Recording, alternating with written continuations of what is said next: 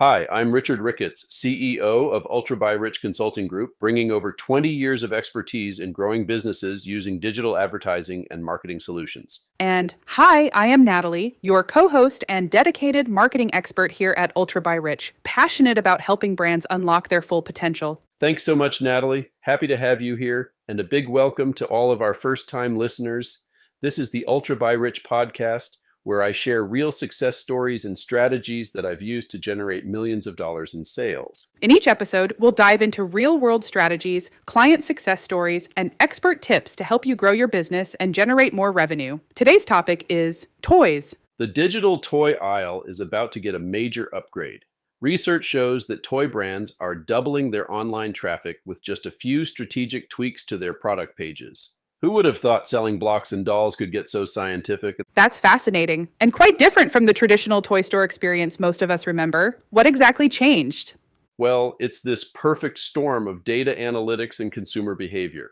The most successful toy brands have figured out that treating certain keywords, especially toys like digital gold, can transform their entire business. They're weaving these terms naturally into everything from product titles to back-end code. So you're telling me there's this whole invisible architecture behind every toy listing we see online? Exactly right. And here's where it gets really interesting. These brands are building these comprehensive digital ecosystems where SEO, content marketing, and paid advertising all work together. Think of it like a well-orchestrated symphony where every instrument has its specific role. But how do they actually measure if all this complexity is working? The metrics are pretty mind-blowing. Some brands are seeing their cost per acquisition drop by 30% or more when they get the formula right. They're tracking everything from search rankings to user behavior, even how long someone hovers over a product image. That level of detail is quite remarkable. What about the actual content they're creating? Oh man, this is where it gets really cool. Modern parents are consulting up to 7 different sources before making a toy purchase. So these brands are creating these incredible content hubs, educational articles, development guides, video demonstrations, all designed to build trust and provide real value. You know what's interesting about that? It's almost like they're becoming educational resources first and toy sellers second. Right. And that's especially true in the eco-friendly toy space. These brands are using special schema markup to highlight their sustainable credentials, but they're also connecting environmental messaging with educational benefits. It's like this perfect marriage of values and value proposition. Speaking of values, how are smaller toy brands managing to compete in this sophisticated landscape? That's actually one of the most surprising findings. Some smaller brands are absolutely crushing it by focusing on super specific niches. Like, instead of trying to compete with the big players across everything, they're becoming the go-to source for things like sustainable wooden toys or specialized STEM products. The whole seasonal aspect must add another layer of complexity to this, right? You wouldn't believe the level of planning involved.